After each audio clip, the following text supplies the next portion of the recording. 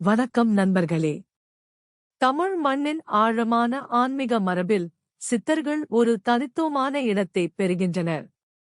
வெறும் துறவிகள் மட்டுமல்லாமல் அவர்கள் ஆழ்ந்த விஞ்ஞான அறிவும் மருத்துவத் தேர்ச்சியும் அண்டத்தைப் பற்றிய அரிய புரிதலும் கொண்டவர்களாக திகழ்ந்தனர். அவர்களின் பார்வையில் பிரபஞ்சம் என்பது வெறும் வெற்றிடம் அல்ல, அது அசைவியக்கமற்ற ஒரு பெரும் சக்தி. இந்த பிரபஞ்ச சக்தியையும் அதற்கும் மனித உடலுக்கும் இடையேயான அண்டமும் பிண்டமும் ஒன்றா என்ற அரிய கேள்விக்குமான சித்தர்களின் விளக்கத்தை காண்போம். சித்தர்களின் தத்துவத்தில் பிரபஞ்ச சக்தி என்பது அனைத்தையும் ஊடுருவி நிற்கும் ஒரு அண்டவியல் உயிர் சக்தி, காஸ்மிக் லைஃப் ஃபோர்ஸ். இது படைப்பு, காப்பு, அழிப்பு ஆகிய முத்தொழில்களுக்கும் ஆதாரமாக விளங்குகிறது.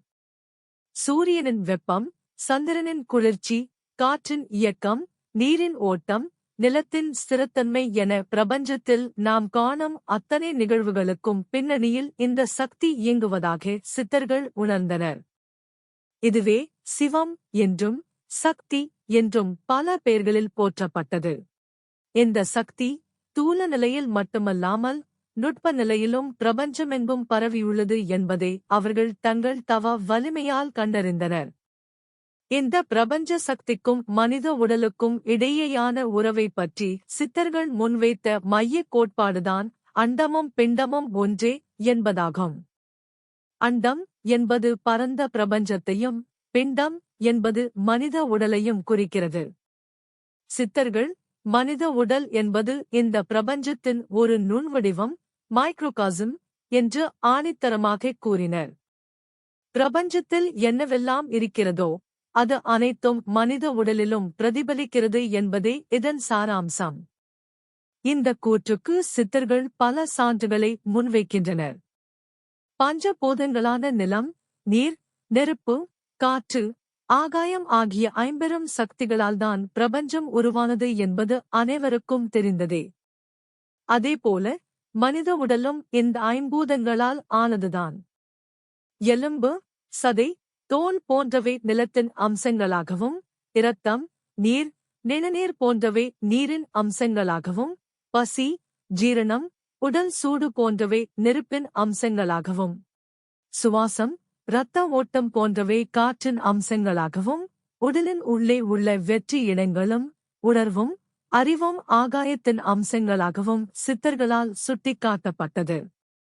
மேலும் பிரபஞ்சத்தில் கோள்களின் சுழற்சியும் அவற்றின் ஈர்ப்பு சக்திகளும் எவ்வாறு அண்டத்தை இயக்குகின்றனவோ அவ்வாறே மனித உடலுக்குள்ளும் பல சுழற்சிகளும் சக்தி மையங்களும் சக்கரங்கள் அமைந்துள்ளன. இந்த சக்தி மையங்கள் பிரபஞ்ச சக்தியை உள்வாங்கிக் கொண்டு உடல் மற்றும் மனதின் செயல்பாடுகளை சமநிலைப்படுத்துகின்றன.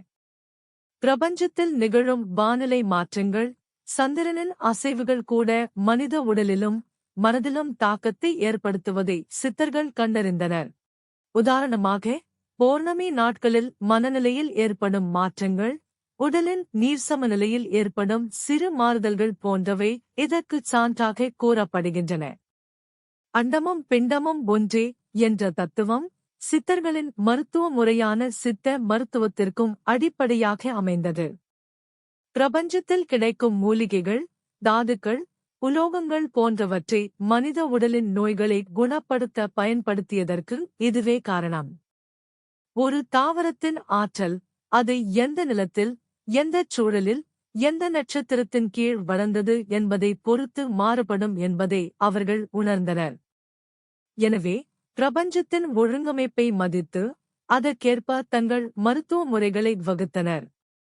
சித்தர்கள் இந்த பிரபஞ்ச சக்தியை உணர்ந்து அண்டமும் பிண்டமும் ஒன்றே என்ற உண்மையை அடைவதற்காக பல வழிகளை பின்பற்றினர்.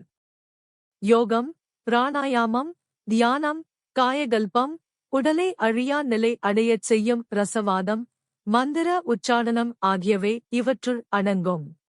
இந்த பயிற்சிகளின் மூலம் தனிமனிதன் தன்னுள்ளே இருக்கும் பிரபஞ்ச ஆற்றலை உணர்ந்து உடலையும் மனதையும் முழுமையான ஆரோக்கியம், நீண்ட ஆயுள் மற்றும் ஆத்ம ஞானம் பெற முடிந்தது.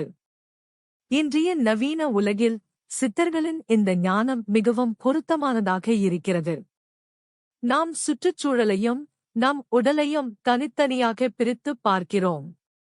ஆனால் சித்தர்கள் கூறும் அண்டமும் பிண்டமும் ஒன்றே என்ற தத்துவம் நாம் பிரபஞ்சத்திலிருந்து வேறுபட்டவர்கள் அல்ல, அதன் ஒருங்கிணைந்த ஒரு பகுதி என்பதை நமக்கு உணர்த்துகிறது.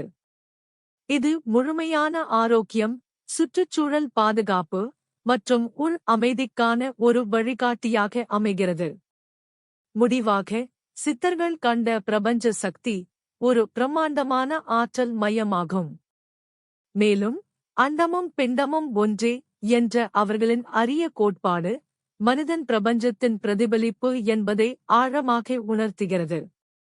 இந்த ஞானத்தை புரிந்து கொள்வதன் மூலம் நாம் நம்மைப் பற்றியும் உலகைப் பற்றியும் வாழ்க்கைக்கான நமது நோக்கத்தை பற்றியும் ஒரு பரந்த பார்வையை பெறலாம். பிரபஞ்சத்தின் சக்தி நம் உள்ளேயே இருக்கிறது என்பதை உணர்ந்து அதை வெளிக்கொணர முயற்சிப்பதே சித்தர்கள் நமக்கு விட்டுச் சென்ற மிகப்பெரிய பொக்கிஷமாகும். இந்த வீடியோ பத்தி உங்க கருத்துக்களை கமெண்ட்ஸ்ல சொல்லுங்க. மறக்காம நம்ம சேனலை சப்ஸ்கிரைப் பண்ணுங்க.